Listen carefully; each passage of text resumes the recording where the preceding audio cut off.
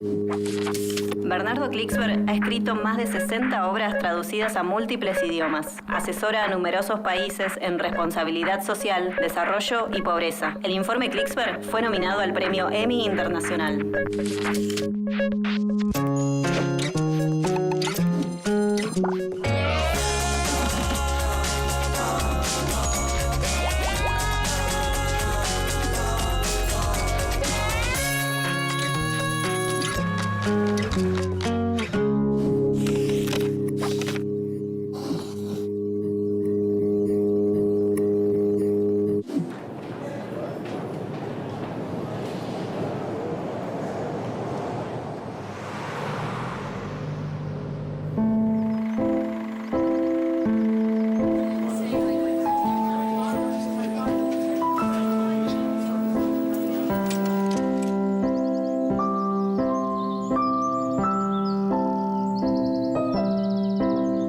La década de los 2000 en América Latina es vista con mucha atención actualmente a nivel internacional, es objeto de estudio en universidades. Ha sido especialmente destacada por el Banco Mundial como una década que demostró, dice el presidente del Banco Mundial, que se puede conciliar crecimiento económico con inclusión social y que el equilibrio entre ambos es lo deseable y que eso lo logró América Latina en gran parte de la década de los 2000. Del 2000 al 2010 se desarrollaron cambios muy profundos en las sociedades latinoamericanas, un proceso de transformación muy impactante que ha interesado al mundo en general como una referencia significativa para la historia de este nuevo siglo.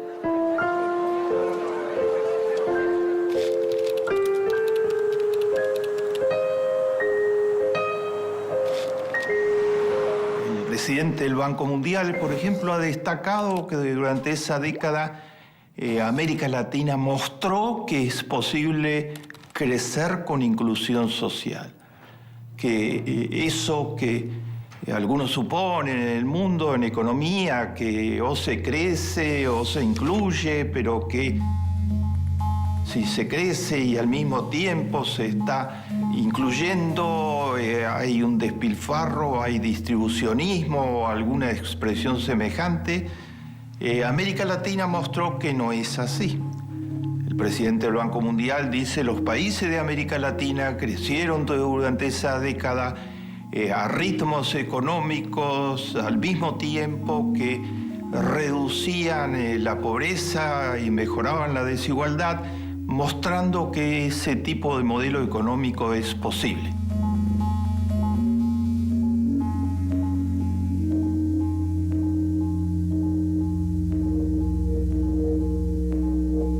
Desde ya lo mismo dicen los informes de desarrollo humano de las Naciones Unidas, lo mismo dicen las agencias especializadas de las Naciones Unidas, la UNICEF dice que algunas de las políticas que se aplicaron deberían ser referencia para los países europeos.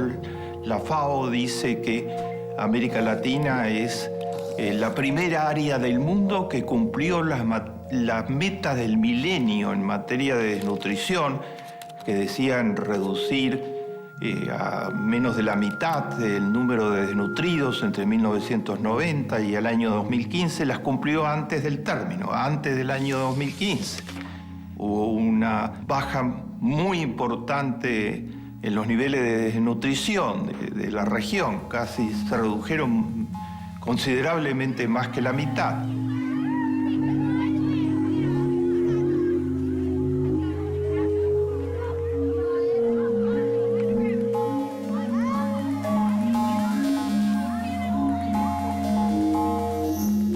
¿Qué pasó en esta década que fue posible lograr metas de este tipo?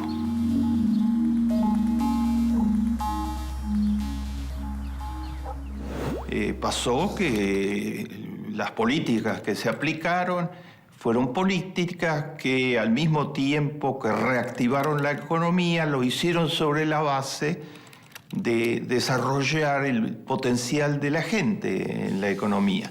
A comienzo del 2000, cuando se inició la década, América Latina tenía 42% de la población por debajo de la línea de la pobreza. En el 2010 se había reducido la pobreza a 25% de la población aproximadamente. O sea, una reducción notable, aunque seguía siendo un porcentaje significativo.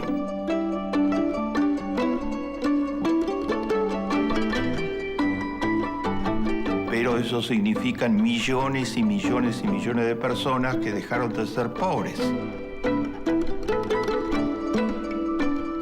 La tasa de desempleo a comienzo del año 2000 era una de las más elevadas en términos internacionales. Un país como Argentina tenía en esa época el 25% de tasa de desocupación. Las tasas de Brasil, de Uruguay, de otros países significativos, considerables de América Latina eran asimismo muy elevadas.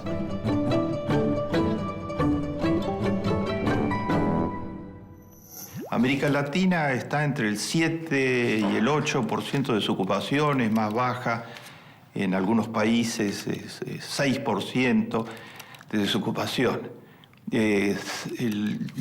La combinación entre mejora de posibilidades de trabajo, formalización de la economía informal, mejoró el número de personas sensiblemente que estaban libradas a lo que pudieran generar por su cuenta en changas, pequeños trabajos muy mal remunerados, sin ninguna protección social. Completarse el 2010, una parte, que era una parte muy significativa de ese sector de la economía de muy bajos ingresos y sin protección social, se había formalizado, había pasado a formar parte de empresas públicas y privadas con protección social. En América Latina se desarrolló en esa década como uno de los pilares de todo lo que significó el desarrollo con inclusión, las pymes, las pequeñas y las medianas empresas, que tuvieron crédito significativo por parte de las políticas públicas, al mismo tiempo que un estímulo para poder llegar a exportar, para poder desenvolverse con incentivos.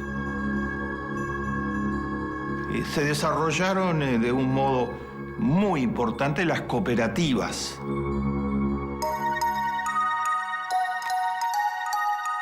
Las cooperativas que en las dos décadas anteriores, la del 80 y las del 90, habían sido casi un enemigo de la política económica. O sea, la política económica se propuso bajo el modelo ortodoxo, neoliberal, como lo querramos llamar, concentrar el crédito en los grandes bancos y dejó a las cooperativas expuestas, las vulnerabilizó con leyes que las colocaron en una situación muy difícil y que eran concentradoras del crédito y de las posibilidades financieras en los grandes bancos.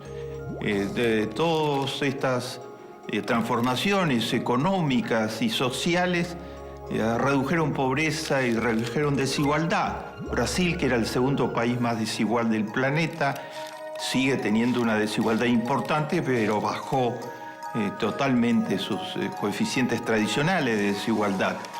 En la Argentina, que llegó al año 2000 con un empeoramiento total de sus niveles de desigualdad, los niveles de desigualdad se redujeron a menos de lo que habían sido antes que en la década de Menem y de la pura ortodoxia explotaran totalmente.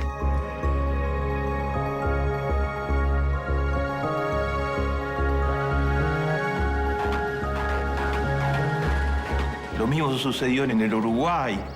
En el Uruguay la pobreza bajó en el 2003 cuando se inició la gestión del Frente Amplio. El Uruguay tenía 39% de pobreza, escasamente un poquito menos que el promedio pésimo, horroroso de América Latina del 42%.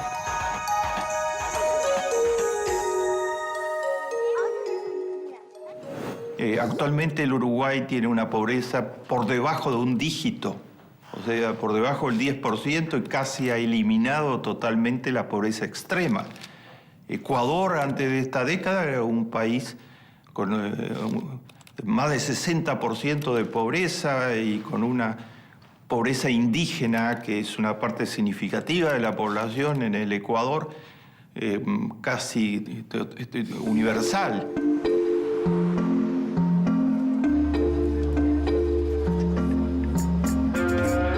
El Ecuador es otra sociedad totalmente diferente actualmente de la que era antes de esta década. Se desarrolló un sector muy potente de economía social. Se incentivaron todas las formas de apoyo a las pymes, a las cooperativas y a otras formas novedosas de economía social que se crearon en el Ecuador. La economía indígena tuvo un despegue muy importante.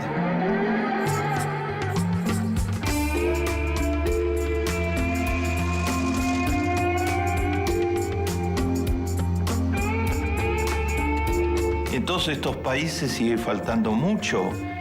Los indígenas bolivianos, por lo pronto, aprendieron a leer y escribir.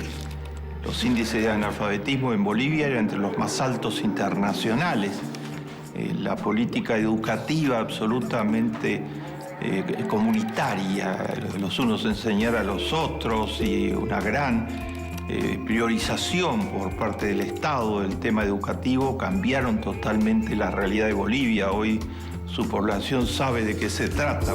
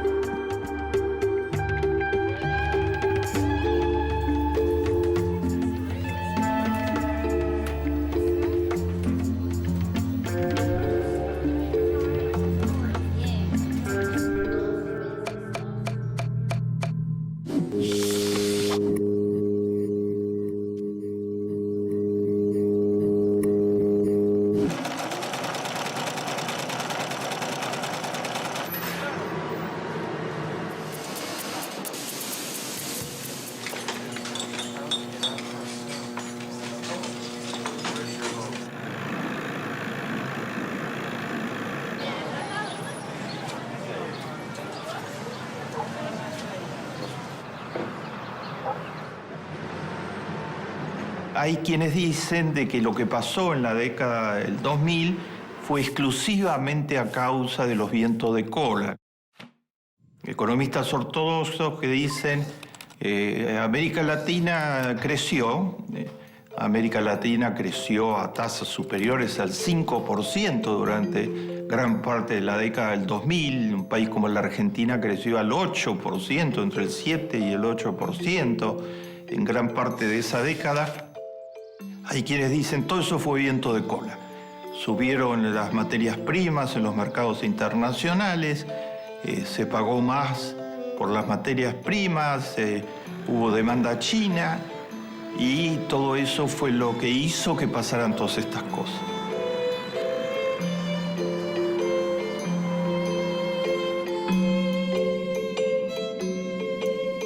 Pero la economía no funciona así.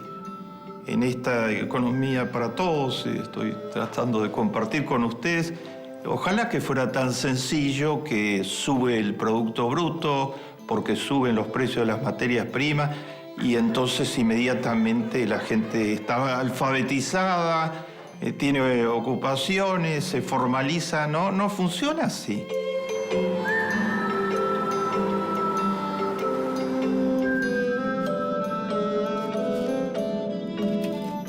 Puede subir perfectamente los precios de las materias primas, haber más demanda y no cambiar nada sustancial en la vida de la mayoría de la gente. Eso pasó durante la dictadura militar de Pinochet en Chile. tuvo vientos de cola favorables en determinados momentos, subió el Producto Bruto, subió el cobre, la exportación principal de Chile, y la pobreza se duplicó del 20 al 40% de la población.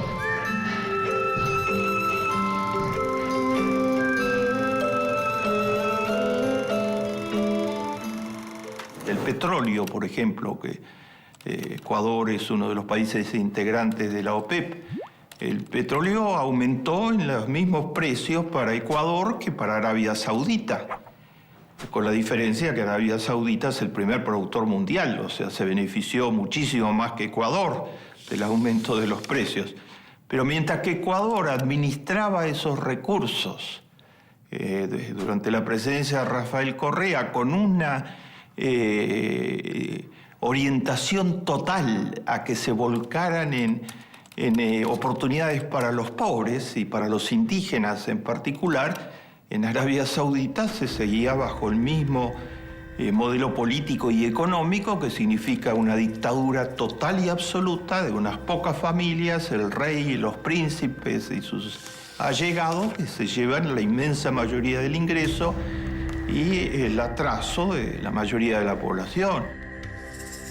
O en Qatar, mientras que mejoraba el precio de las materias primas, efectivamente en la Argentina, en el Brasil o en el Uruguay, mejoraba para Qatar, que se dedica solamente a producir petróleo y exportar petróleo, mejoraba el precio del petróleo sensiblemente, y esos márgenes de ingresos y de beneficios eran mucho mayores comparativamente en términos de la población de uno y otro lugar en Qatar que en América Latina.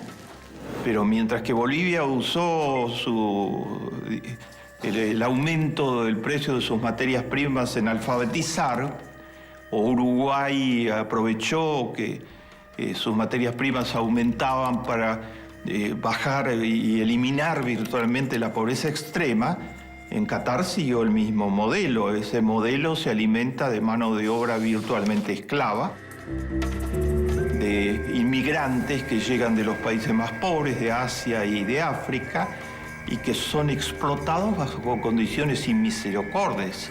¿Y saben ustedes qué está pasando en Qatar? El esposo de Manju consiguió trabajo en Qatar en la construcción de un nuevo aeropuerto para el Mundial de 2022. Ahora, sola, tiene que cuidar de su hija y sus padres. Desde que Qatar fue designada sede del Mundial de Fútbol y comenzaron a construir los estadios, murieron 1.200 obreros en la construcción de esos estadios, de acuerdo a las denuncias internacionales. Son obreros inmigrantes que llegaron desesperados a ganarse la vida de alguna manera. Ellos se emplean en la construcción de los estadios y es como si fueran las pirámides del faraón, sin ninguna protección de ninguna índole. O sea, el viento de cola solo no arregla nada. Se puede tener viento de cola, lo tuvo América Latina. Subieron las materias primas, subieron las exportaciones, las condiciones fueron favorables, pero lo tuvieron también estos países y la gente no mejoró su vida en un ápice. Tampoco esto fue uniforme en América Latina. En otros países de América Latina no pasó lo mismo. No pasó lo mismo ni en Honduras ni en Guatemala. En Guatemala el hambre prosiguió implacablemente y hasta el día de hoy prosigue implacablemente cegando vidas de niños indígenas, 48% de desnutrición infantil. En Honduras hubo una pequeña primavera donde un presidente se salió del enfoque de las familias que han dominado el poder totalmente en Honduras. Honduras y Guatemala son dos de los países más desiguales de todo el planeta. Y ese presidente fue derribado por un golpe militar. El único golpe militar que ha habido en América Latina desde hace décadas. México continúa teniendo altísimas cifras de pobreza. Las estadísticas oficiales las cifran en el 48, 47% de la población.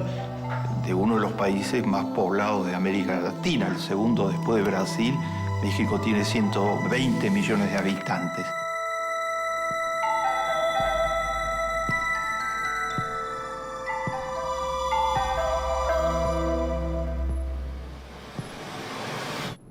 No fue el viento de cola. Fueron cada uno con su modalidad, con su historia, con aciertos y con errores, recorriendo en muchos casos caminos que no se habían transitado. Fueron los países donde se hicieron reformas sociales profundas. Eso fue lo de central. Las condiciones cambiaron y son desfavorables ahora. No hay viento de cola de ningún tipo. El precio de las materias primas en el 2012, el 2013 y el 2014 está bajando. La demanda china declinó. Europa en crisis económica severa por la aplicación del modelo neoliberal ortodoxo redujo sus importaciones en general. Más el escaso crecimiento de la economía de los Estados Unidos, mejor que el de las otras, pero limitado. Todo esto ha creado una semicrisis mundial y está golpeando a América Latina, y el crecimiento que fue del 5% durante la década de los 2000 ahora es del 1%, escasamente del 1%. O sea, bajaron las exportaciones, el precio de lo que se exporta se redujo. Todo esto está golpeando a América Latina.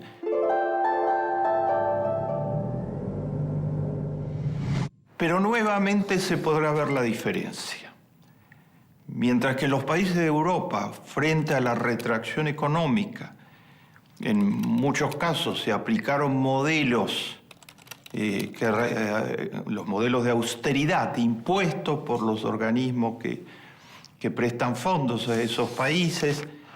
Ese libreto generó pobreza inédita, niveles de pobreza inédito. España tiene hoy 1/3 de todos sus chicos en situación de pobreza aguda, de acuerdo a la UNICEF. En América Latina no va a pasar lo mismo, porque la ciudadanía es la que dio el mandato de la reforma social y apoyó las reformas sociales. En América Latina el mandato es defender a los más vulnerables, defender a los más pobres, a los que terminaron de salir de la pobreza, no permitir que se hundan de nuevo.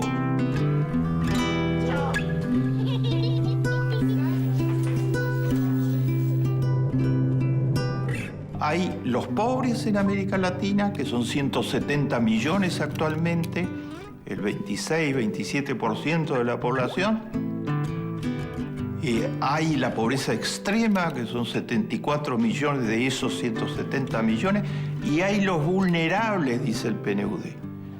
Y esta es una advertencia muy importante. 200 millones de personas que salieron de la pobreza y se convirtieron en pequeña clase media en la década de la reforma social profunda, entre el 2000, el 2010, 2011, y que ahora, si no se los protege, se van a caer de nuevo en la pobreza si se aplican los modelos de austeridad. Si se va en otra dirección, como la que fue Europa a través de las políticas de austeridad, los vulnerables se van a caer. Y vamos a tener 370 millones de pobres en América Latina bastante rápidamente. Está muy claro qué enseña la década del 2000. La pobreza es derrotable. Hay que seguir profundizando en las políticas que permitieron lograr las mejoras que se lograron, que dejaron mucho pendiente, pero que mostraron que ese era el camino indicado. La Biblia dice, aquel que ayuda al otro, se ayuda a sí mismo.